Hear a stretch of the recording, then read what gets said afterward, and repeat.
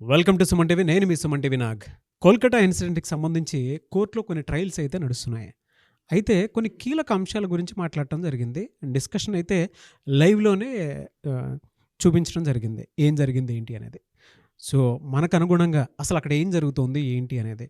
అంటే ఈ అప్డేట్స్‌కి సంబంధించినటువంటి వాటిల్లో నాతో పాటు మన అడ్వకేట్ రవీంద్రనాథ్ గారు ఉన్నారు. సో, కొద్ది రోజుల నుంచి జస్టిస్ కోసం అని చెప్పేసి మేము కూడా వీడియోస్ చేస్తున్నాము. ప్రతి ఒక్క ఆడియన్ ఎంకరేజ్ చేస్తూ కూడా మీ కింద కామెంట్ బాక్స్‌లో మీరు పోస్ట్ చేస్తున్నారు. జస్టిస్ వచ్చేంత వరకు మీరు ప్రయత్నం చేయండి నాగరాజు గారు అండ్ రవీంద్రనాథ్ గారు అని చెప్పేసి స్పెషల్ థ్యాంక్స్ టు యూ. అయితే కోర్టులో కొన్ని ట్రయల్స్ గురించి మాట్లాడుకోవటం జరిగింది. అది ఏంటిది? ఏ విధంగా ఉంది? అండ్ జడ్జిమెంట్ ఎంత త్వరితగతిన వచ్చేటువంటి అవకాశం ఉంది అనేది ఈరోజు మనం ప్రముఖ అడ్వకేట్, హైకోర్టు అడ్వకేట్ మన రవీంద్రనాథ్ గారి మాటలో తెలుసుకుందాం. Hello sir. హాయ్ అండి నాగరాజ్ గారు. సో, మనం చూస్తున్నామండి అంటే కోల్కతా ఇన్సిడెంట్‌కి సంబంధించినటువంటి కోర్టు ట్రయల్, సుప్రీం కోర్టు ట్రయల్స్‌ని మనం డైరెక్ట్‌గా చూసాం. అవును. అందులో ఉండేటువంటి కీలక అంశాలు ఏ విధంగా ఉన్నాయి? సిజేఐ అంటారు, అంటే chief justice of India Chandrachud గారి నేతృత్వంలో ఈరోజు హైకోర్టు ట్రయల్ స్టార్ట్ అయ్యండి. మొత్తం ఏదైతే ఇన్సిడెంట్ జరిగిందో ఆగస్ట్ 8వ తారీఖు జరిగిన ఇన్సిడెంట్ సంబంధించి ఇది టోటల్గా 3 పార్ట్స్గా డివైడ్ చేశారు.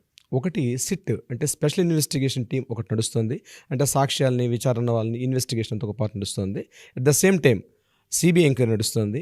హైకోర్టు గైడెన్స్ ప్రకారం ఇది కాకుండా సుప్రీంకోర్టు దీన్ని సుమోటోగా తీసుకున్న తర్వాత ఈ మొత్తం వ్యవస్థ అంతటిని కూడా ఏదైతే యాక్టివిటీస్ ఎక్కడెక్కడ జరుగుతున్నాయి వీటన్నిటిని తన కమాండ్ తీసుకొని కంట్రోల్ తీసుకొని సిజిఐ డైరెక్ట్గా ఇన్వాల్వ్ అవడం అనేది రియల్గా అప్రిషియేట్ చేయాలండి. ఎందుకంటే సుప్రీంకోర్టు చీఫ్ జస్టిస్ అన్నది చాలా బిజీ షెడ్యూల్ ఉన్నటువంటి పర్సన్. కానీ ఇది ఒక దేశానికి సంబంధించినటువంటి మెడికో సంబంధించిన విషయం, ఒక లేడీకి సంబంధించిన విషయం, దీన్ని చాలా ప్రెస్టీజియస్గా తీసుకొని ఈ ఇష్యూ మీద ఇమ్మీడియట్గా వాళ్ళు ట్రయల్ స్టార్ట్ చేశారు. నాకు తెలిసినటువంటి ఇంత త్వరితగతిన ఒక ట్రయల్ స్టార్ట్ అవడం చాలా తక్కువ కేసులు జరుగుతాయండి. అది కూడా సుమోటోగా తీసుకుంది. చాలా డిలే అవుతుంటుంది కేసెస్. ఏదైతే ఈ ట్రయల్స్ అనేది ఈరోజు మన లైవ్లో ఇచ్చారండి. ఫస్ట్ ఇంపార్టెంట్ ఏంటంటే ప్రతి ఒక్కరికి మన ఆడియన్స్ చెప్పుకోవాల్సింది ఏంటంటే ఇంట్రెస్ట్ ఉన్న వాళ్ళు అది కూడా చూసుకోవచ్చు. అంటే సుప్రీంకోర్టు ట్రయల్స్ అనేది కూడా లైవ్ కామెంట్, అంటే అసెంబ్లీలో ఎలా అయితే ప్రత్యక్ష ప్రసారాలు ఉంటాయో అదేవిధంగా సుప్రీంకోర్టులో ట్రయల్స్ అంటే ముగ్గురు త్రిసభ్య కమిటీ అంటారు, హెడ్ ఆఫ్ ద ఇన్స్టిట్యూషన్ ముగ్గురు కూర్చున్న వాళ్ళు, కింద అలా అడ్వకేట్స్ ఎలా దీన్ని ట్రయల్స్ చేస్తారు, ఎలా ఆర్గ్యుమెంట్స్ జరుగుతాయి కూడా మనం చూడొచ్చు. ఈరోజు మార్నింగ్ అరౌండ్ 10:30 నుంచి మధ్యాహ్నం 3:30 వరకు సుప్రీంకోర్టు ధర్మాసనం దీని మీద కూర్చొని చాలా డిఫరెంట్ యాంగిల్స్తో దీన్ని జరిగిందండి. అబ్జర్వ్ చేస్తే మాత్రం ఇంత రెస్పాన్సిబిలిటీ ఉంటుందా జ్యుడిషియరీకి అన్నది రియల్గా న్యాయవ్యవస్థ పెద్దందరూ కూడా నేను ఈ విషయంలో కూడా వాళ్ళందరికీ థ్యాంక్స్ చెప్పుకుంటాను. అయితే దీన్ని మనం వివరించే ప్రయత్నం చేస్తాను నాగరాజు గారు. ఫస్ట్ స్పెషల్ ఇన్వెస్టిగేషన్ టీమ్ వీళ్ళందరికీ కూడా గైడెన్స్ ఉన్నాయి హైకోర్టు నుంచి. సో ఇది ఒక పార్ట్ నడుస్తుంది. At the same time CBI కూడా మనం ఆల్రెడీ సంపత్ నెహ్రా ఆధ్వర్యంలో ఆల్రెడీ సిబిఐ ఎంక్వైరీస్ 30 బృందాలు నడుస్తుంది. లేడీస్ సింగం ఎంటర్ అయింది. లేడీస్ సింగం ఎంటర్ అయింది కరెక్ట్గా. రియల్లీ ఇదంతా ఒక గొప్ప మార్పుగా నాంది తీస్తుందండి. సుప్రీంకోర్టులో జరుగుతున్న ట్రయల్స్ ఎలా ఉన్నాయంటే దీన్ని 2 పార్ట్స్గా మనం విభజించవచ్చు. ఈరోజు జరిగిన మొత్తం ట్రయల్ సెషన్ మొత్తం కూడా ఈ 5 అవర్స్ సెషన్ని మొత్తం దీన్ని 2 పార్ట్స్ కూడా చూడొచ్చు. ఒకటి మమతా బెనర్జీ, తృణమూల కాంగ్రెస్ గవర్నమెంట్లో ఉన్న మమతా బెనర్జీని కాసేపు మాట్లాడారు. సంఘటనలో జరిగేటువంటి సందర్భం దానికి సంబంధించిన కొన్ని టాపిక్స్ మాట్లాడారు. ముఖ్యంగా ఈ 2 టాపిక్స్ని మనం కోయిన్సైడ్ చేసుకుంటే హైలైట్ అయింది ఒకే టాపిక్ మీద మోర్ దెన్ గంట పాటు నడిచిందండి. ఆ క్వశ్చన్ అడుగుతుంటే మన చంద్రచూడ్ గారు ఆ క్వశ్చన్ అడుగుతుంటే ప్రభుత్వం తరపున పబ్లిక్ ప్రాసిక్యూటర్ అంటే కపిల్ సిబ్బల్ ఇచ్చిన ఆన్సర్ ఆ ఇద్దరి మధ్య డిస్కషన్ చూస్తుంటే ప్రభుత్వం తరపున ప్రాపర్ ఆన్సర్ లేక ఆయన తబ్బిబవుతున్నాడు. ఏమిటి ఆ క్వశ్చన్ అంటే ఎఫ్ఐఆర్ గురించి. ఏదైతే సస్పెక్షన్ జరిగిందో ఆ ఇన్సిడెంట్ పార్ట్ జరిగిందో మధ్యాహ్నం 3:30-4 o'clockకి హ్యాండ్ ఓవర్ చేశారు బాడీని. బట్ ఎఫ్ఐఆర్ ఎప్పుడు వేశారు అన్న క్వశ్చన్ అడుగుతుంటే midnight 11:45కి ఫస్ట్ ఇన్ఫర్మేషన్ రిపోర్ట్ తలా పోలీస్ స్టేషన్లో అది రిపోర్ట్ అయింది. సో ఆల్రెడీ ఒక మర్డర్ జరిగింది, రేప్ అండ్ అది బ్రుటాలిటీ జరిగింది. అది దీనిని అప్ టు 11:45 వరకు midnight వరకు ఎందుకు ఎఫ్ఐఆర్ చేయలేదని సూటిగా అడుగుతుంటే ఆన్సర్ చెప్పడానికి కపిల్ సిబ్బల్ ఉబ్బి కొడుతున్నాడు కానీ ప్రాపర్ ఆన్సర్ ఇవ్వలేకపోతున్నాడు. ఆయన మిస్గైడ్ చేస్తుంటూ కూడా ఆయన అదే పాయింట్ మీద కూర్చున్నారు. ఎందుకు అట్లా దాన్ని కంటిన్యూషన్ కావట్లేదు, మీరు అంతా లేట్ ఎందుకు చేశారు అన్న దాన్ని చెప్తున్నారు. కానీ మెయిన్ ఏదైతే ధర్మాసనం మాత్రం ఆయన ఇచ్చినటువంటి ఆన్సర్ని ప్రాపర్గా తీసుకున్నట్టుగా సందర్భం లేదు. నెంబర్ 2 సెకండ్ పాయింట్ ఏంటంటే 70 మంది ఆగస్టు 13వ తారీఖు నుండి మోర్ దెన్ 70 to 80 మెంబర్స్ ఒక వ్యాండలిజం అంటే ఒక దుర్మార్గంగా ప్రభుత్వం యొక్క ఆస్తుల్ని అక్కడ డిమాలిష్ చేయడం, అంటే ఈ హాస్పిటల్ మీద అటాక్ చేసి విధ్వంసం సృష్టించారు. ఏ విధ్వంసం అంటే సాక్ష్యాలని రూపుమాపే ప్రయత్నం చేశారు. అయితే అక్కడ ఏం క్వశ్చన్ అడిగారంటే, ఇంత విధ్వంస ప్రణాళిక జరుగుతునేటప్పుడు లోకల్ ఇంటెలిజెన్సీ మీకు ఏం ఫెయిల్ అయింది అంటే, ప్రభుత్వానికి యంత్రాంగం ఇంటెలిజెన్స్ వ్యవస్థ ఉంటుంది.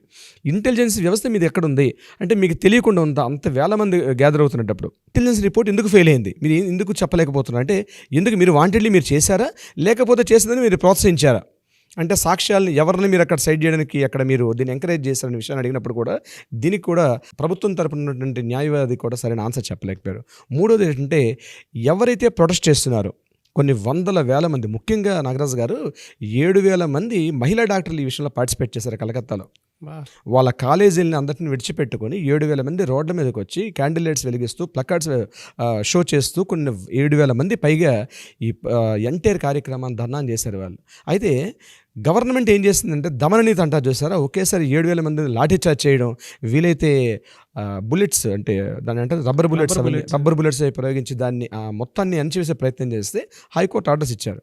అయితే ఇక్కడ సుప్రీంకోర్టు ఏం క్వశ్చన్ చేసిందంటే, ఈరోజు వాళ్ళు ఏదైతే స్టూడెంట్స్ చేస్తున్నారో అది మాత్రం ఖచ్చితంగా, ఆ నిరసన మాత్రం 100% రైట్ అని చెప్పి సుప్రీంకోర్టు సపోర్ట్ చేస్తూ మాట్లాడడం కూడా, అంటే ఒక ప్రజాస్వామ్య ప్రభుత్వంలో నిరసన తెలపడం అనేది వాళ్ళ ప్రాథమిక హక్కు.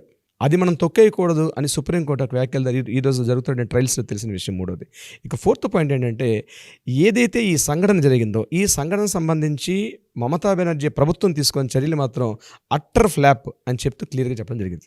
ఏ విషయంలో కూడా మమతా బెనర్జీ ప్రభుత్వం ప్రతి విషయంలో కూడా అనుమానాస్పదంగానే ప్రవర్తించింది తప్పించి ఎవరినో దాచే ప్రయత్నం, ఏదో విషయాన్ని దాచే ప్రయత్నం చేస్తున్నారు తప్ప ట్రాన్స్పరెన్సీ లోపించింది అని చిట్ట ట్రయల్స్లో మాత్రం మనకు అర్థమైంది. ఎవరు పాలిటిక్స్ నడుస్తుంది దీని వెనక అనేటువంటిది, పొలిటికల్ వెండేటా ఉంది అనేటువంటిది కోర్టులో. అయితే అక్కడ మధ్యలో ఈ ట్రయల్స్లో జరిగిన డిస్కషన్ ఏంటో దీన్ని డివైడ్ చేశాడు. ఇది బీజేపీ గవర్నమెంట్ మాకు ఇట్లా అట్లని మాట్లాడుతుంటే ఇమ్మీడియట్గా కట్ చేశాడు. అది మీ గవర్నమెంట్ ఏం చేస్తుంది, మీరు ప్రభుత్వంలో ఉన్నారు, మీ దాని గురించి చెప్పండి, దీన్ని డీవియేషన్ చేయొద్దు అని చెప్పి కట్ చేసుకునేది అక్కడ సుప్రీంకోర్టు ధర్మాసనం చేసినటువంటి.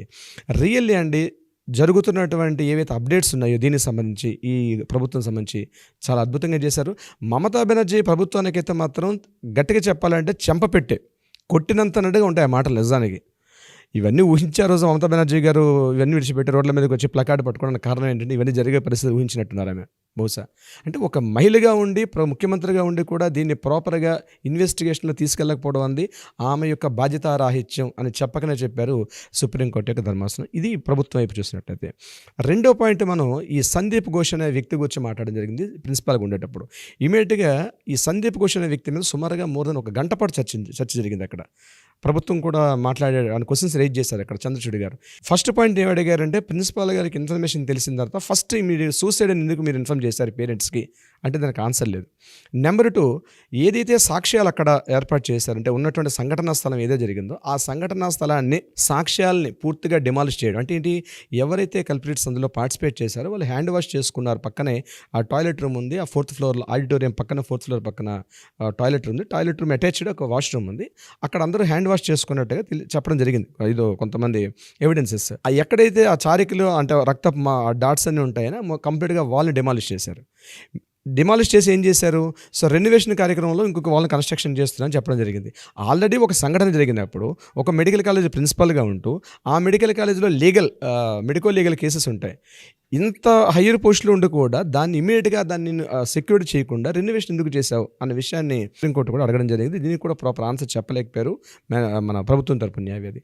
ఇదంతటి కాకుండా ఇతని మీద ఇన్ని రకాల ఆబ్లిగేషన్స్ ఉండేటప్పుడు ఇంత ఇమీడియట్గా ఓవర్ నైట్ ఎందుకు అతను రిజైన్ చేశాడు? ముందు ఏంటంటే సందీప్ ఘోష్ని ఇక్కడ ఇష్యూ జరిగింది, you are the head of the institution ఉండేటప్పుడు రెస్పాండ్ అవ్వాలి. అట్లాంటిది ఇమ్మీడియట్గా సంఘటన కాస్త హడవడంగా రిజైన్ చేసేసుకొని దాన్ని యాక్సెప్ట్ చేయడం, గవర్నమెంట్ యాక్సెప్ట్ చేసి ఇమ్మీడియట్గా వేరే చోట పోస్టింగ్ ఇవ్వడం. ఈ విషయంలో ఇంత తొందరపాటుగా ఎందుకు జరిగాయని చెప్పి సుప్రీంకోర్టు అడిగితే కూడా దీనికి ఆన్సర్ చెప్పలేకపోతున్నారు దీనికి సంబంధించి.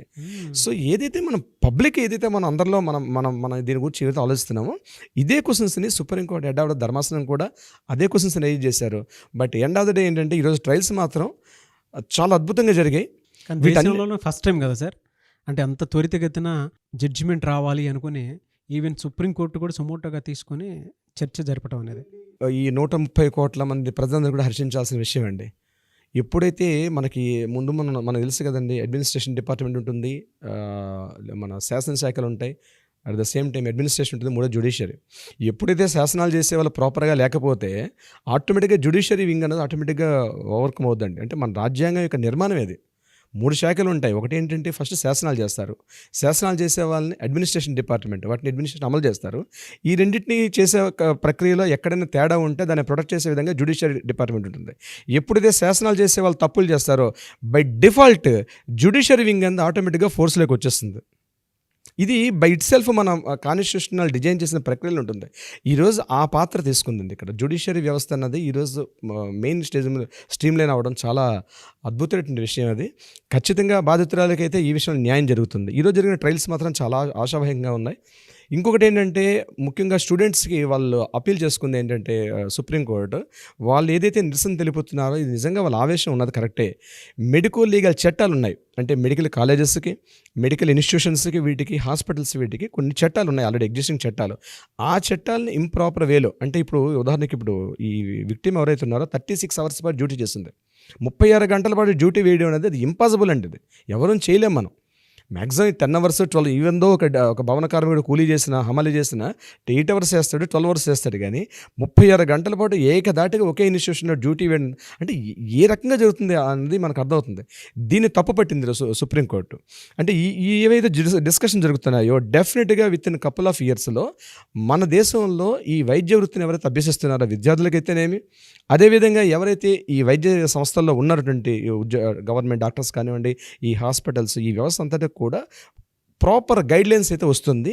దాన్ని ఇంప్లిమెంటేషన్ చేసే పరిస్థితి వస్తుంది. ఎప్పుడో 1800లో ఈ లేబర్ యాక్ట్ లేకపోవడం వల్ల విశేషంగా అంటే ఇష్టానుసారంగా లేబర్స్ని వాడుకున్నారు.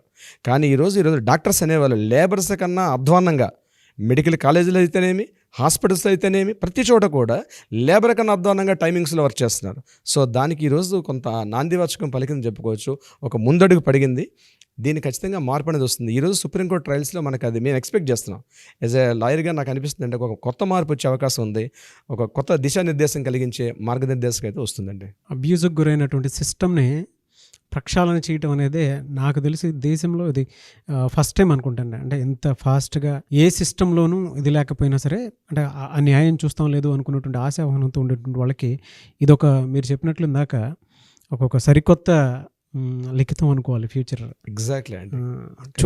చూద్దాం ఏదైనా ఈ ప్రక్షాళన నుంచే అన్ని మంచి జరగాలని కోరుకుందాం. Thank you so much sir. Thank you అండి నాగరాజ్ గారు. థ్యాంక్ యూ సో మచ్ అండి.